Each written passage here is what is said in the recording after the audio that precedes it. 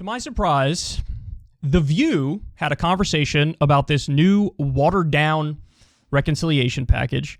Just to give you the rundown real quick, again, here's what was cut from the bill. Paid family leave, Medicare negotiation of lower drug prices, expanded Medicare coverage of dental and vision. Hearing made it in, dental and vision did not. Free community college is gone. Higher corporate tax rate is gone, and higher billionaire taxes are gone. So the bill was shredded 1,000 different ways. All that's left in the bill, $555 billion for climate, nothing punitive against the fossil fuel industry. It's all money for renewable energy stuff. Universal pre-K made it. Child care made it. Expanded child tax credit for a year made it. ACA expansion made it. That's more health care, and housing made it. Virtually everything else, elder care made it as well. But the bill went from 10 trillion is what progressives wanted, then 6 trillion was what Biden wanted, and then 3.5 trillion was the compromise, and now 1.75 trillion is the final thing. Well, guess what? To my surprise, the ladies on The View are not happy about this, and they very clearly take Bernie's side over Biden's side.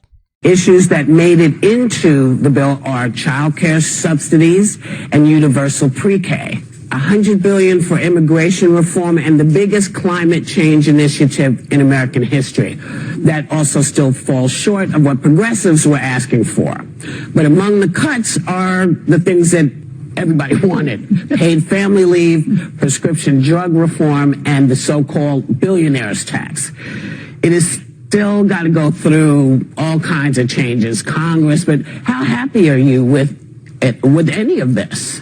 I don't like this Medicare expansion to cover dental and vision is cut out. Yeah. It's like as if the eyes and teeth of old people are not part of the body. We're all going to feel like this, you know? Yeah.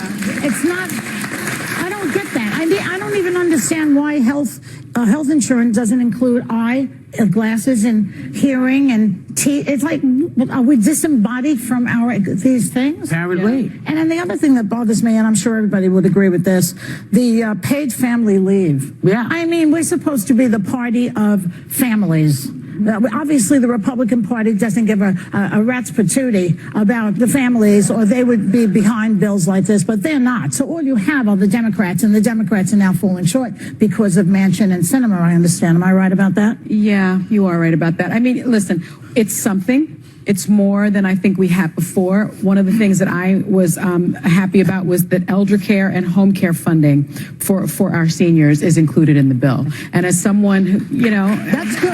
Yeah, I thought that was really But important. they'll be toothless and blind. They're going to be toothless and blind, yes, but at least that they'll have that care. Because as someone who, you know, had the means to take care of my grandmothers, Right. I know how very expensive it is to have a home health care aide come to your home. Yep. Even nursing homes are extremely expensive, and most families just can't afford But this should be a right. Yeah. They've paid taxes all their lives. Of course. You know, they have paid into the system, you know, and now they say, well, I don't know how much money there's going to be for Social Security. Well, I don't know how much. Well, could you stop taking our money and doing stuff with it and leave a little for us? Yeah. It's a little bit. And I think what was so surprising is, you know, as a society, we should be taking care of our most vulnerable, and those are our children and our elders. And we're not doing that. So it's really Look, I think there's a lot of things to be sorry about that are not included in this bill and that got cut off. So for me, it pains my heart that free community college got cut off, because I know so many people who got their start in lives in community colleges, and it is education is the way out. It's the ticket out. It's the ticket to opportunity that America provides, and a lot of people need the help when it comes to community college. That's why we're not getting it. Yeah, it's great. There's a deal, and it's better than we were before. Yeah. I'm really disappointed in the paid family leave. That was something that I just, again, think it's a great equalizer. There are so many people that just can't afford to take that time off when they have new family members or bereavement. But the part that I just can't get past, which just so clearly speaks to the money in DC and the problems we have, are the prescription drug pricing. Who cannot agree that we should allow them to negotiate a better rate? And the only explanation here, I don't need to go to DC and find out, is there is money going in pockets right now. Yeah, of course. And that is the only reason. And speaking of that, Sinema received more than $750,000 in donations from the pharmaceutical and medical device industries. And Big Pharma's explanation for why now is not the time is with their efforts to swiftly develop vaccines, this isn't the time to regulate us. But right now we're talking about Medicare being able to get fair prices on prescription. And the other thing I don't understand is this pushback on a billionaire tax. Right. This is, as you said, 700 people in the country. There are 700 billionaires. You take a fraction of a percentage and they could solve problems in this country, and we're protecting them as we don't want to hamper success. It would be nice They're beyond successful. It would be nice that instead of spending billions going to space, maybe we would spend it, those billionaires could spend it on Earth to give equal opportunity to a country that gave them the opportunity to become billionaires. Absolutely. And I remember when Warren Buffett famously said, I should not be in a lower tax bracket than my secretary. Yeah. They went full Bernie is right. This negotiation shredded the bill. That's where they went. None of these, to my knowledge, none of them are reporters. None of them are journalists. None of them have a political science degree. None of them have followed in great detail the ins and outs of the legalized bribery and the corruption in Washington, D.C. But they were able to piece it together.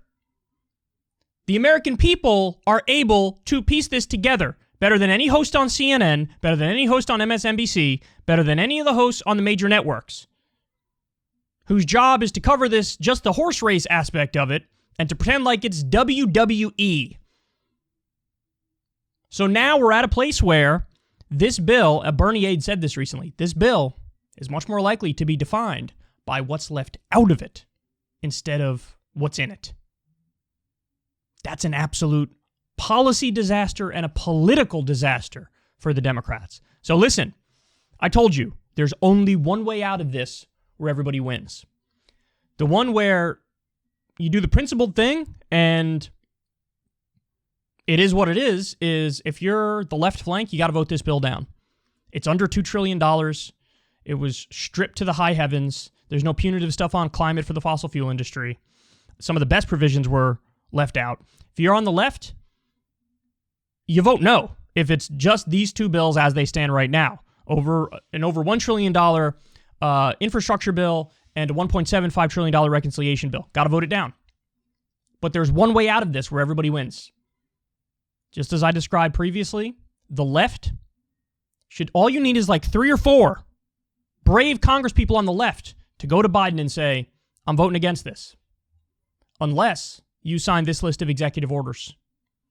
And again, the executive orders, you should make a lot of demands because then there will still probably be negotiation and it'll get whittled down behind the scenes. But some of the potential executive orders can be free every single nonviolent drug offender, change marijuana from a Schedule 1 drug to a Schedule 5 drug, effectively legalizing it, abolish all $1.73 trillion of student loan debt, pardon Julian Assange, pardon Stephen Donziger, allow Edward Snowden to come home. These are just some of the ideas. Biden has the ability, if he so decided, to, under a provision of Obamacare, do an executive order that expands healthcare for emergency reasons. He could technically do healthcare for everybody in the country because of COVID, like that. Now, we know he's not going to do that because he has a true objection to it. But at the very least, you could say, sign an executive order that takes care of all the bills for everybody who's in the hospital for anything COVID related. They could do that. There's so much you can do. You should give Biden a list of 8 or 10 executive orders and say, we know you have the authority to do all this. The only way you get my vote for these 2 watered-down, shredded bills is if you also do these things. And if you don't do these things, it ain't on me, dog. It's on you. And I'm going to vote against it with a smile on my face. Go ahead, point at me and be the bad guy, but I'll be the correct bad guy.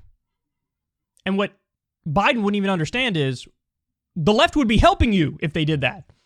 Do you want to have any chance in the midterms? Do you want to have any chance in the next presidential election? If you want to have any chance, I'm helping you by telling you to do these good executive orders. It would be a massive help. In fact, it's the only sort of Hail Mary pass that might make it so that you don't get obliterated in the next presidential election, or the Democrats don't get obliterated in the next presidential election. The ladies on The View were able to piece it together more than any major news network. And that tells me that the American people probably feel the same way. Even if you're tangentially following this in a very disconnected way, the main sentiment is the bill gets worse and worse and worse and worse, and you're going to get blamed for that. Rightfully so. Negotiating against yourself. And don't give me this, oh, well, what could he have done? Manchin and Sinema are making, it's their fault. In part, it's their fault, but I know damn well Joe Biden didn't threaten Manchin's family with prosecution over the EpiPen scandal and the price gouging scandal, which he could do. They could go to prison. I'd have Merrick Garland looking into that right the hell now. Scare Joe Manchin into voting for the bill and say, listen, if you don't vote for it, we come after you. We prosecute you. If you do vote for it, then we won't, and you could have a position in my administration, you could have another military base in West Virginia, you could have more infrastructure money, whatever you want.